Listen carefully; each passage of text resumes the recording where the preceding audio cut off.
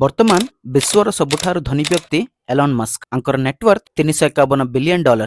ଆସନ୍ତୁ ଜାଣିବା ସେ କିପରି ବିଶ୍ୱର ସବୁଠାରୁ ଧନୀ ବ୍ୟକ୍ତି ହେଲା। ପ୍ରସ୍ତୁତ ଆମେରିକା ପ୍ରେସିଡେଣ୍ଟ ଡୋନାଲ୍ଡ ଟ୍ରମ୍ପଙ୍କୁ ସିନିୟର ଆଡଭାଇଜର ରୂପରେ ଏଲନ୍ ମସ୍କ ଅଛନ୍ତି। ଟେସ୍ଲା ଏବଂ ସ୍ପେସଏକ୍ସ କୁ ସିଇଓ ରୂପରେ ମଧ୍ୟ ଏଲନ୍ ମସ୍କ ଅଛନ୍ତି। $44 ବିଲିୟନ ଦେଇ ଟ୍ୱିଟର କୁ କିଣିଲେ। ସେଥିରେ କାମ କରୁଥିବା କେତୋଟି ଏମ୍ପ୍ଲୟିଜ୍ କୁ କାଢି ଟ୍ୱିଟର କୁ ଏକ୍ସ ବୋଲି ନେମ୍ ମଧ୍ୟ ଚେଞ୍ଜ କରିଦେଲେ। ଚାଟ୍ ଜିପିଟି ମୂଳ କମ୍ପାନୀର ପ୍ରଥମ ଇନଭେଷ୍ଟର ରୂପରେ ଥିଲେ। 2018ରେ ସେହି କମ୍ପାନୀ ଠାରୁ ବାହାରି ଆସିଲେ। ପ୍ରସ୍ତୁତ ଏକ୍ସଆଇ ବୋଲି ଓନ୍ ଏଆଇ ଆରମ୍ଭ କରି ପ୍ରତ୍ୟେକ କ୍ଷେତ୍ରରେ ଆଗକୁ ଆସି ଚାଟ୍ ଜିପିଟି କୁ ମଧ୍ୟ ହରାଇ ନମ୍ବର 1 ଏଆଇ ଚାଟବୋଟ ରୂପରେ ଅଛି। ଏଲନ୍ ମସ୍କ ଏଆଇ ବିଷୟରେ ପୁରା ଭିଡିଓ ଦରକାର ମାନେ ଏକ୍ସଆଇ ବୋଲି କମେଣ୍ଟ କରନ୍ତୁ। ଏଲନ୍ ମସ୍କ ତାଙ୍କ 12 ବର୍ଷ ବୟସରେ ବ୍ଲାଷ୍ଟର ବୋଲି ଗୋଟିଏ ଭିଡିଓ ଗେମ୍ ତିଆରି କରି $500 କୁ ବିକ୍ରି କରିଦେଇଥିଲେ। 2002ରେ ସ୍ପେସଏକ୍ସ ଷ୍ଟାର୍ଟ କରିଥିଲେ। 2003ରେ ଟେସ୍ଲା ଷ୍ଟାର୍ଟ କରି ଟେସ୍ଲା ଇଭି ଇଲେକ୍ଟ୍ରିକ୍ ଭେହିକଲ୍ସ ତିଆରି କରି ପ୍ରପଞ୍ଚକୁ ପରିଚୟ କରିଲେ। Neuralink technology brain computer interface experiment. ଏହା ଏକ wireless brain chip. Physically challenged people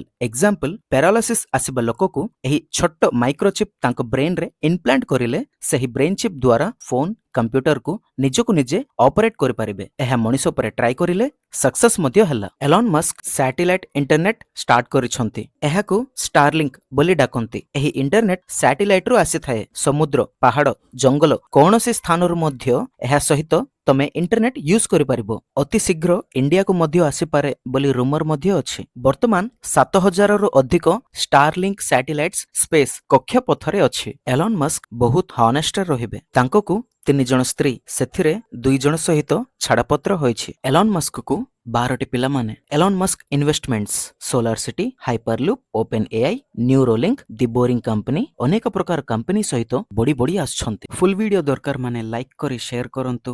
video କେମିତି ଅଛି କମେଣ୍ଟ କରି ସବସ୍କ୍ରାଇବ ଟୁ ଆର୍ଜେ ନଏସ୍।